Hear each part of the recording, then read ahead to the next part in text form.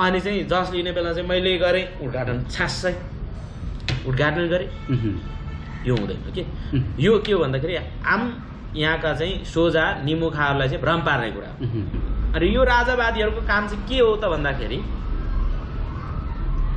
जति पनि चाहिँ यहाँ राम्रो कामहरू हुन्छ नि त्यो राम्रा कामको जहिले पनि के हुन्छ भने राम्रा मानिसहरूको चाहिँ विरोध गर्ने अनि त्यसको लागि चाहिँ भिजिलान्ती खटाएको छ कि भिजिलान्तीको काम के त भन्दाखेरि यस्तै अफवाह फैलाउने त्यो देशको लागि कुनै कामै छैन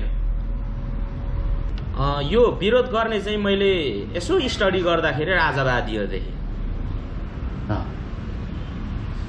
तपाईले हेर्नु होला मैले डाक्टर सुरेन्द्र केसीको अन्तर्वार्ताहरू देखेको थिएँ अनि अरू राजावादीहरूको पनि मैले देखेँ के अनि यो राजावादीहरूले नै कुलमान घिसिङलाई चाहिँ विरोध गरेको देखिन्छ अथवा यो भ्रम पनि कस्तो भन्दाखेरि एमसीसी पास गर्नको लागि कुलमान घिसिङलाई ल्याएको भन्ने खालको पनि यिनीहरूले ल्याएको छ कि यो सबै गन्ध चाहिँ राजावादीहरूको आउँछ के आदरणीय दर्शकबिन पछिल्लो समय गठबन्धनको सरकार शेरबहादुर देउवाको सरकारले पूर्ण विद्युत प्राधिकरणमा कुलमान घिसिङलाई नियुक्ति गरेपछि कसैले विवाद कसैले स्वागत गर्ने क्रम बढिरहेको छ आज यसै विषयमा हामी केही बहस गर्न गइरहेछौँ आज हाम्रो कार्यक्रममा हुनुहुन्छ Mongol National Organisation doctor Gopal Gurung संगठनका केन्द्रीय सदस्य जीवन मङ्गोल हुनुहुन्छ स्वीकार दिनु होला हार्दिक स्वागत छ यहाँलाई धन्यवाद कुलमान घिसिङ आउनुहोस् खुसी हुनुहुन्छ होला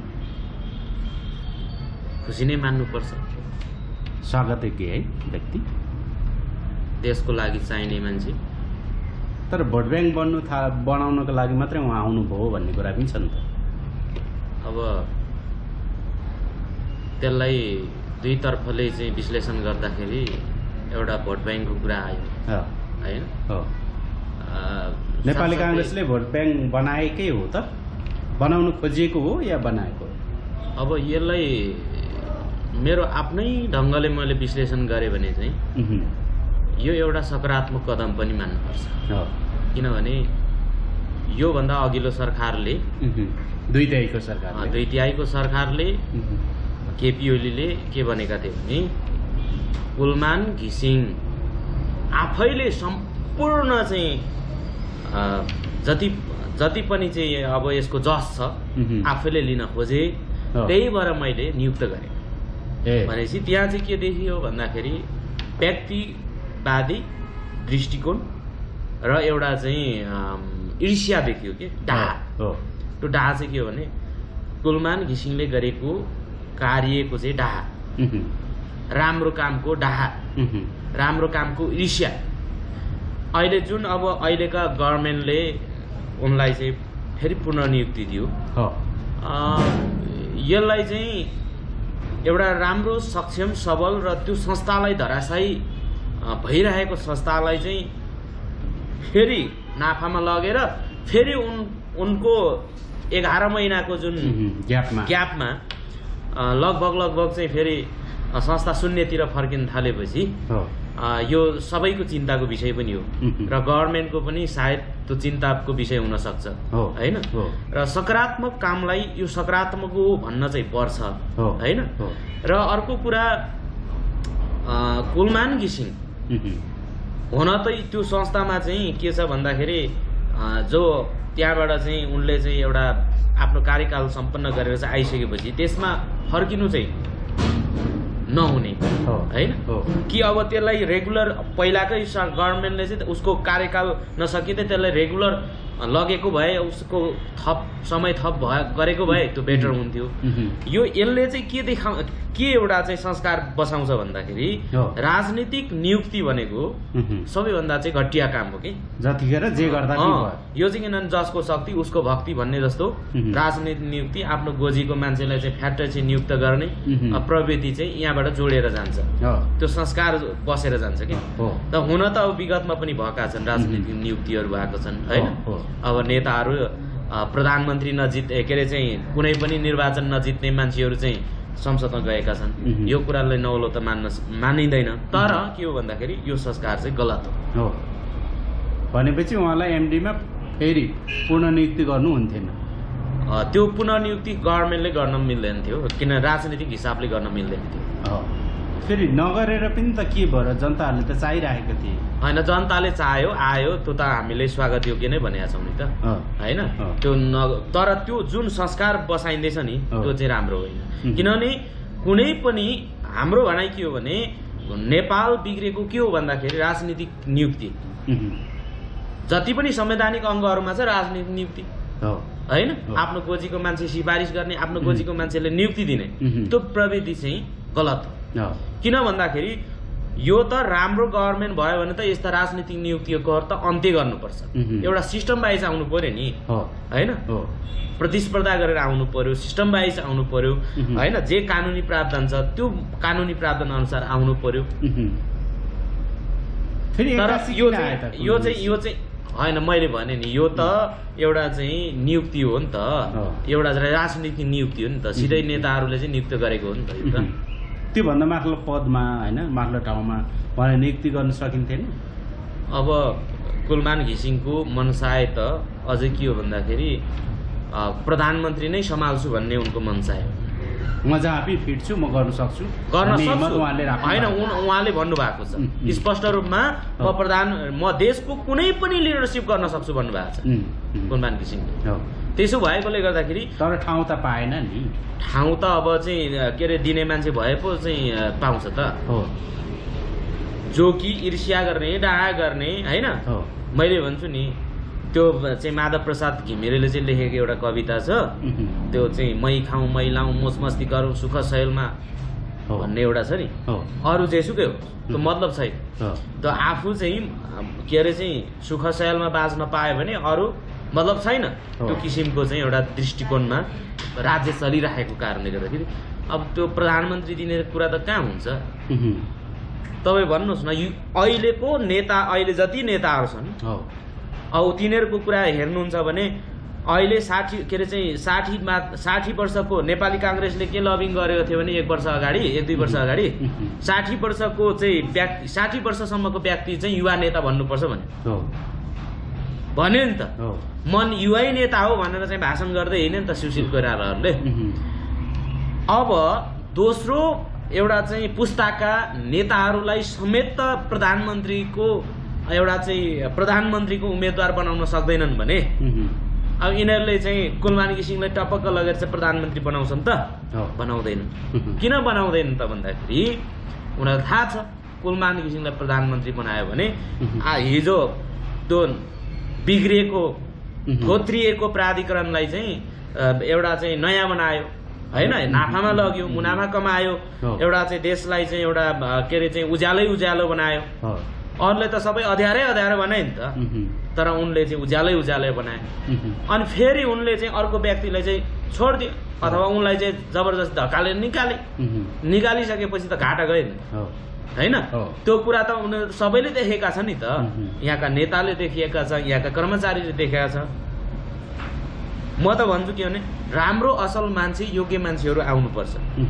जस्तो प्रेम सञ्जेलको कुरा छ होइन, जो कोही सुन्नु न एउटा कुरा, जो कोही बाहुनै पनि राम्रो छ भने उसले एउटा चाहिँ दक्ष, राष्ट्रको लागि चाहिँ योग्य, राष्ट्रको लागि चाहिँ राम्रो काम गर्छ भने त्यसलाई चाहिँ पुरस्कृत गर्न जरुरी छ।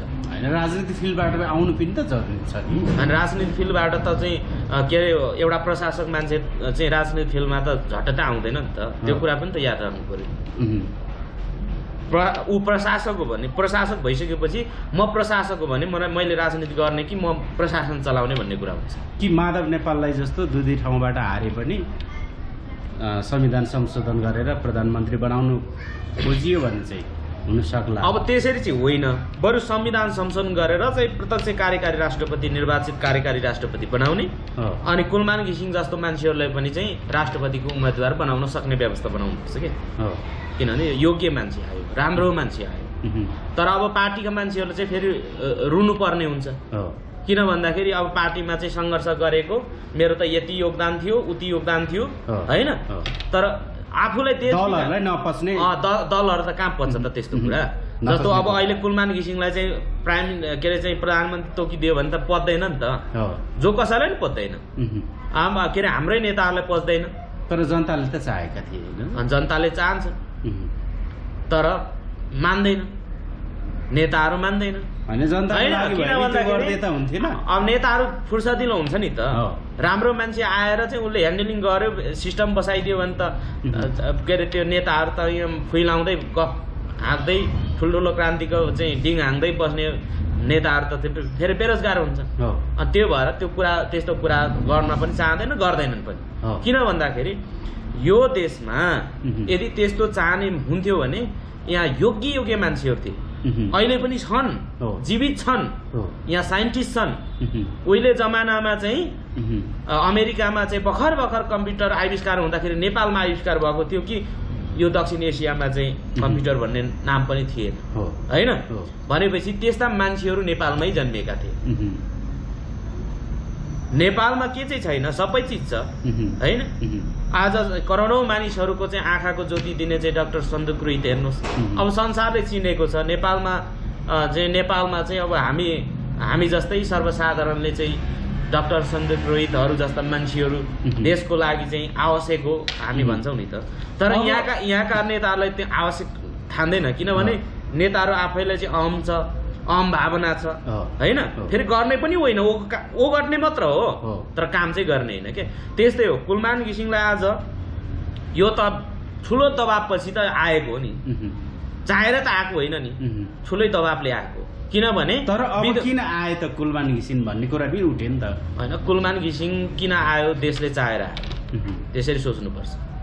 कुलमान घिसिङले देशले चाहेर आएको हैन, कसैले टीका लगाएको त होइन नि हो। फेरि एउटा हिसाबले सोच्ने हो भने तपाईँले अहिले हेर्नुहोस्, अहिले सर्वेक्षण गर्नुहोस्, अहिले सर्वेक्षण गर्नु भने 90% चाहिँ कुलमानको पक्षमा छ। अनि अब टीका लगाएको भन्न मात्र त मिलेन नि, त्यो पनि फेरि त्यसो पनि हो हैन। कांग्रेसले शेरबहादुर देउवालाई टिकै लगाइदिएको जस्तो त भयो हैन। शेरबहादुर देउवाले मात्र होइन नि त, त्यहाँ गठबन्धन सरकार छ। शेरबहादुर देउवाको मात्र सहमति हो त? सबै पोलिटिकल पार्टीहरू सहमत भएका छन् त्यहाँ। अनि तपाईँ गठबन्धनमा के अरे चाहिँ शेरबहादुर देउवा मात्र देख्नुहुन्छ नियुक्ति गर्नेमा? अहिले त्यहाँ चाहिँ विवाद के अरे चाहिँ मत नमिल्ने बित्तिकै, गठबन्धनमा मत नमिल्ने बित्तिकै त्यो गठबन्धन तोडिन्छ भनेपछि त्यो त सर्वसहमतिले गरेको छ नि त। भनेपछि हिजो सुन्नुहोस्, त्यहाँ नेताहरूले पनि चाहेर, कतिपय त्यहाँकै नेताहरूले पनि भनेका छन् नि त कुलमानको विषयमा। जब लोड सेडिङ हुन थाल्यो, इन्भर्टरहरू फ्याँकेको, फेरि चाहिँ फ्याँकेको इन्भर्टरहरू चाहिँ ल्याएर चाहिँ जडान गर्नु पर्यो भनेर चाहिँ सार्वजनिक अभिव्यक्ति आइसक्यो हैन। हाम्रैमा पनि झ्यापझ्याप बत्ती गइरहेको छ, डे बाई डे गइरहेको थियो, अहिले अब जानु छोडिसक्यो। भनेपछि जनताले अब यसरी बुझ्ने कि कुलमान घिसिङ कसैको भोट ब्याङ्क बन्नका लागि आएका होइन। कुलमान घिसिङलाई कुनै काङ्ग्रेसी, एमाले, माओवादी हैन, खाउवादी, चाउवादी जति आउँछ नि, चुते थुते जति आउँछन्, यिनीहरूले चाहिँ भोट ब्याङ्क बनाउने होइन। नागरिकले के बुझ्नु जरुरी छ भन्दाखेरि कुलमानको आवश्यकता हो र कुलमानलाई चाहिँ ल्यायो, त्यसलाई स्याबासी दिनुपर्छ। तर अब कुलमानलाई चाहिँ ल्यायो भनेर चाहिँ तिनीहरूलाई चाहिँ दिने होइन, त्यो त के अरे चाहिँ फेरि जनता मूर्ख हुन्छ हैन। तर कुरा के बुझ्नु जरुरी छ भन्दाखेरि राम्रो कामलाई राम्रो भन्न जरुरी छ, नराम्रो कामलाई नराम्रै भन्नुपर्छ। म अहिले भन्छु, अहिले म के भन्छु भने यो सरकारले मलाई पनि प्रयोग गर्न सक्छ नि त। मसँग राम्रो चाहिँ छवि छ भने प्रयोग त हामीले पनि गर्न पर्छ भोलि हैन। अब त्यस्तै गर्दै जाने हो भने चाहिँ फेरि के हुन्छ भने त्यो चाहिँ भत्काउने मात्र काम हुन्छ हैन। अब त्यसलाई चाहिँ के भन्छ नि, त्यसलाई चाहिँ यो खतमै हो, यो नालायकै हो। अब कुलमान घिसिङलाई पनि त्यसो भने त नालायकै भन्नु पर्यो, तर नालायक त होइनन् कुलमान। कुलमान एउटा राष्ट्रको लागि चाहिँ काम गर्ने मान्छे हो। उनको कामले गर्दाखेरि आज आएको, दोस्रो पटक आएको, बाध्यताले आएको, ल्याएको के, त्यो चाहेर होइन कि भित्र मनबाट खुस भएर त आएको होइन, तर राम्रो काम गरेकोले गर्दाखेरि जतिखेर आउनु पर्ने त्यतिखेर नआएर यतिखेर आउँदाखेरि जनताले होइन। केपी ओली त्यतिखेर थियो नि त, केपी ओली स्पष्टीकरण दियो नि त। जबकि कुलमान घिसिङले केपी ओली जनता विरोधी होइन, केपी ओलीले के भने भन्दाखेरि कुलमान घिसिङले जति के अरे चाहिँ सम्पूर्ण कामको चाहिँ आफैले मात्र त्यसको चाहिँ जस लिए, मैले बेनिफिट मलाई के अरे चाहिँ अरूले चाहिँ गरेकै होइन जस्तो देखायो, त्यही भएर निकाल्दियो भने त केपी ओलीले अनि केपी ओली आफै अहम हो। अहिले उसकै पार्टीका मान्छेहरूले भन्दैछन् कि केपी ओली चाहिँ किम जोङ उन जस्तो छन्, अहिले त्यो बाटोमा मोडिरहेको छ, त्यही भएर पार्टी खतम भयो। अहिले भर्खरै मात्र समाचार आइरहेको छ पूर्व मुख्यमन्त्री चाहिँ के अरे चाहिँ पृथ्वी सुब्बा गुरुङले भनिरहेको छ अहिले किम जोङ उनको बाटोमा जाँदैछ भनेर भन्दैछ। किन भन्यो त? हो त्यही हो, आफ्नो मात्र मान्छेलाई भर्ती गर्ने, आफ्नो मन परेको मान्छेलाई युवराज खतिवडलाई भर्ती दियो, अर्थमन्त्री बनायो। अब त्यो अर्थमन्त्रीबाट बिदा गर्ने बित्तिकै अमेरिकाको राजदूत बनाइदियो होइन। वामदेव गौतमलाई राष्ट्रिय सभाको चाहिँ सदस्य मनोनित गरिदिए, केपी ओलीकै पालामा भयो। अनौठो घटना के छ त? वामदेव गौतमलाई राष्ट्रिय सभाको चाहिँ सदस्य चाहिँ मनोनित गर्न मिल्छ भने प्राधिकरणको चाहिँ कार्यकारी प्रमुख चाहिँ कुलमान घिसिङलाई गर्न नमिल्ने भन्ने कुरा, यसलाई अनौठो भनेर चाहिँ अभिव्यक्ति दिनेहरू भनेको सबै के हो त? पागल हो। विगतको इतिहासले हेर्नु परेन? विगतमा के अरे चाहिँ माधव नेपाल चाहिँ दुईटा निर्वाचन क्षेत्रबाट हारेको मान्छे प्रधानमन्त्री हुन पाउने, अनि कुलमान घिसिङ चाहिँ के अरे चाहिँ कार्यकारी निर्देशकमा चाहिँ नियुक्त भयो भनेर फेरि रुनु सुरु गर्नुपर्ने त कारण छैन नि? रुनु पर्दैन यहाँ, किनभने उनले काम गर्छन्, राम्रो कामको स्याबासी गर्नुपर्छ। चाहे त्यो काङ्ग्रेसले नियुक्त गरेको होस्, चाहे एमाले गरेको होस्, राम्रो कार्यको चाहिँ, किनभने राम्रो कामको जहाँ पनि बखान हुन्छ, चर्चा हुन्छ, त्यसको चाहिँ दीर्घकालीन एउटा चाहिँ त्यसको मान्यता हुन्छ। जसले गलत काम गर्यो नि, तपाईँले त्यो चाहिँ मुकेश काब्लेको कुरा गर्नुहोस् त। मुकेश काब्ले भनिसकेपछि 18 गते त लोड सेडिङ गर्ने मान्छे हो, यो चोर हो भनेर चाहिँ सामाजिक सञ्जालमा चाहिँ अहिले पनि भन्छ। किनभने उसले रेकर्डै त्यस्तो राख्यो त, खराब रेकर्ड राख्यो, खराब इतिहास रहेछ। कुलमान घिसिङले चाहिँ के अरे चाहिँ सुनौलो अक्षरले चाहिँ आफ्नो चाहिँ कार्यकाल लेख्यो, त्यही भएर चाहिँ कुलमान घिसिङको आवश्यकता पर्यो, ल्यायो राज्यले। अब यसमा चाहिँ अब फेरि कुलमान घिसिङ एउटा चाहिँ क्यापेबल मान्छे, योग्य मान्छे भएकोले गर्दाखेरि उनी आएका हुन्, कसैको कृपाले आएको भन्न मिल्दैन। किनभने काङ्ग्रेस होला त्यहाँ आफ्नो स्वार्थ होला, काङ्ग्रेसको पनि स्वार्थ होला, माओवादीको स्वार्थ होला, आफ्नो स्वार्थ त जसको पनि हुन्छ। तर के भने अब त्यसको स्वार्थ भयो भन्दैमा फेरि राम्रो मान्छेको खिल्ली उडाउने अथवा राम्रो मान्छेलाई चाहिँ हामीले चाहिँ गलत हो भन्दै फेरि त्यसलाई चाहिँ एउटा चाहिँ विरोध गर्यौँ भने फेरि आखिरमा देश त अन्धकारमै जान्छ होइन। अहिले कुलमान घिसिङ चाहिँ हितेन्द्रदेव साके होइन, उनी पनि एउटा योग्य क्यापेबल नै हुन्, कर्मचारी नै हुन्, तर कुलमानको दाजुमा त्यो क्यापेबल भएन, त्यही भएर घाटामा गयो नि त संस्था त। अब संस्था घाटामा गएकोले गर्दाखेरि अहिलेको सवालमा कुलमानलाई पनि एउटा चुनौतीपूर्ण चाहिँ छ। घाटामा गएको संस्थाले अब सास फेर्ला, कुलमान घिसिङ पूर्ण नियुक्ति भए। यो एउटा चाहिँ के छ भन्दाखेरि देशको जति पनि हाम्रो देशमा उत्पादन भइरहेको बिजुली छ, अहिले त बिजुली त के अरे चाहिँ पूर्ण रूपमा चाहिँ देशलाई धान्न सक्ने बिजुली उत्पादन अब लगभग हुने चरणमा छ होइन। अझै त्यसलाई चाहिँ एक्सपोर्ट गर्नुपर्ने कुराहरू छन्। तर यहाँ के छ भन्दाखेरि गभर्मेन्टले अहिलेका चाहिँ नेपाल सरकार होइन, यहाँको चाहिँ ऊर्जा मन्त्रीहरूले, ऊर्जा मन्त्रालयले त्यो के काम गर्न जरुरी छ भन्दाखेरि अन्तर्राष्ट्रिय क्षेत्रमा चाहिँ त्यो के अरे चाहिँ बजार व्यवस्थापन चाहिँ गर्न जरुरी छ। निर्यात गर्नु पर्यो नि त। यहाँ आयात, अब हिजो आयात भइरहेको थियो, अब केही समयपछि नेपालमा बिजुली चाहिँ के अरे चाहिँ यहाँ बढी हुन्छ, बर्खाको टाइममा बढी उत्पादन हुन्छ। उत्पादन भएको खण्डमा चाहिँ त्यसलाई चाहिँ फेरि बेच्नु पर्यो, बेच्नको लागि त चाहियो नि त बाटो त होइन। अब यस्तो रोड खनेर त जाँदैन बिजुली, त्यसको लागि ट्रान्समिसन लाइन चाहियो, त्यसको लागि चाहिँ अन्तर्राष्ट्रिय समन्वय चाहियो, समन्वय गर्नु पर्यो होइन। सन्धि सम्झौताहरू के गर्नुपर्ने हुन्, त्यो सबै सरकारी तवरबाट चाहिँ हुनुपर्ने कुराहरू हुन्छन् होला मेरो विचार होइन। र कुलमान घिसिङले यहाँको व्यवस्थापन चाहिँ एउटा चाहिँ प्राधिकरणमा चाहिँ गर्नुपर्ने जुन व्यवस्थापन छ नि, त्यो व्यवस्थापन चाहिँ कुलमान घिसिङले गर्ने हो, चुहावट नियन्त्रण गर्ने, त्यसलाई चाहिँ त्यसको सम्पूर्ण चाहिँ प्राविधिक कुराहरूलाई चाहिँ कुलमानले गर्ने हो। अन्य कुरा व्यवस्थापन, बजारको व्यवस्थापन त गभर्मेन्टले गर्ने हो। त्यसो भएकोले यो दुईटाको समन्वय जरुरी हुन्छ, त्यसपछि मात्र चाहिँ ऊर्जाको चाहिँ प्रवर्धन हुन्छ, अन्तर्राष्ट्रिय क्षेत्रमा चाहिँ बेच्न सकिन्छ। नेपालको चाहिँ ऊर्जा अन्तर्राष्ट्रियमा बेच्न थालिसकेपछि स्वतः रूपमा चाहिँ चाहिँ प्राधिकरण अझ धनी हुने हो होइन। प्राधिकरण धनी हुनु भने देश धनी हुनु होइन। कुलमान घिसिङले जुन प्राधिकरणमा विद्युत प्राधिकरणमा एउटा सिस्टम ल्याउनु भयो र त्यो सिस्टमले प्राधिकरण माथि उठे होइन। त्यही सिस्टमलाई टेकेर श्रेष्ठ हिँडे पछिबाट होइन। त्यही सिस्टमबाट श्रेष्ठले घाटा खाए होइन। अब फेरि कुलमानै फेरि चाहियो होइन। तपाईँ भन्नुहोस् हितेन्द्र देव साक्य होइन पनि एउटा चाहिँ राम्रो इन्जिनियर हो भन्ने कुरा चाहिँ मैले कतै कतै पढेको पनि छु होइन। र अर्को कुरा के हो भन्दाखेरि आफ्नो सेक्टरमा आफू योग्य नै हुन्छ, जो पनि क्यापेबल नै हुन्छ, तर त्यो मध्येको पनि उत्कृष्ट भन्ने हुन्छ के।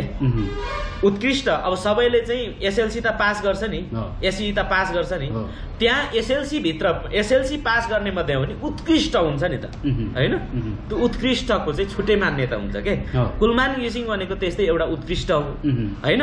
उत्कृष्ट मध्येको पनि उत्कृष्ट व्यक्ति हो जसले सिस्टमहरू जस्तो अन्डरग्राउन्ड होइन केबलिङहरू चाहिँ अन्डरग्राउन्ड गर्ने सिस्टम चाहिँ उनले नै गर्नुपर्छ भनेर चाहिँ अभियान गरे। तर त्यसमा चाहिँ केपी ओली चाहिँ अनि चाहिँ केपी ओलीकै पालामा चाहिँ मन्त्री भएका के अरे एकजना चाहिँ नाम मैले भुलेँ, उनले के भने यो चाहिँ गर्न जरुरी छैन भने, यो सबै उल्टाउनु पर्छ, यो त अन्डरग्राउन्ड गर्ने नै होइन भने। यो अनि चाहिँ स्मार्ट रिडिङ हुन्छ नि त्यसलाई पनि फेल खुवाउनु खोजेको हो नि त। बिचमा धेरै उतार चढाव भयो नि त।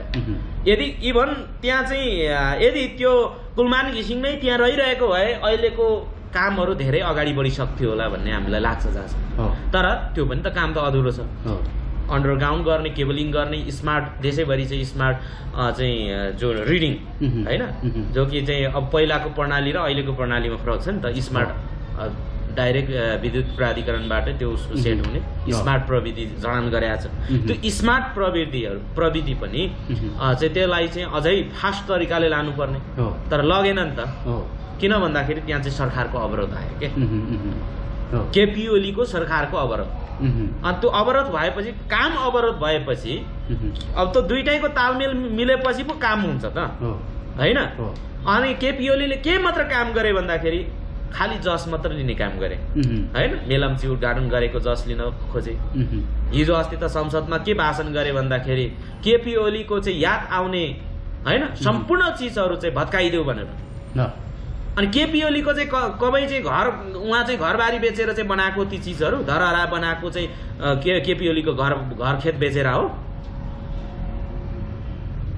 अनि चाहिँ त्यो मेलम्चीको खानेपानी अहिलेको हो। मेलम्चीको खानेपानी त 2052 सालदेखिको चाहिँ त्यहाँदेखि यताको चाहिँ त्यो यो आयोजना हो होइन। त्यहाँभित्रमा चाहिँ कतिवटा सरकारहरूले कतिवटा चाहिँ सरकारले नेतृत्व गर्यो, त्यो चाहिँ कतिवटा कर्मचारी फेरिए होइन। अनि चाहिँ जस लिने बेला चाहिँ मैले गरेँ उद्घाटन छास्सै उद्घाटन गरेँ। यो हुँदैन के। यो के हो भन्दाखेरि आम यहाँका चाहिँ सोझा निमुखाहरूलाई चाहिँ भ्रम पार्ने कुरा। अब भने हामी कार्यक्रमको अन्त्यमा छौँ। कार्यक्रमको अन्त्यमा म के भन्न चाहन्छु भने जुन प्राधिकरणमा नियुक्ति हुनुभएका कुलमान घिसिङलाई कतिपयले यतिखेर विरोध गर्न थाल्नु भएको छ। जतिखेर आउनु भएन अहिले आएर के काम भन्नुभएको छ, उहाँहरूलाई चाहिँ के भन्नुहुन्छ?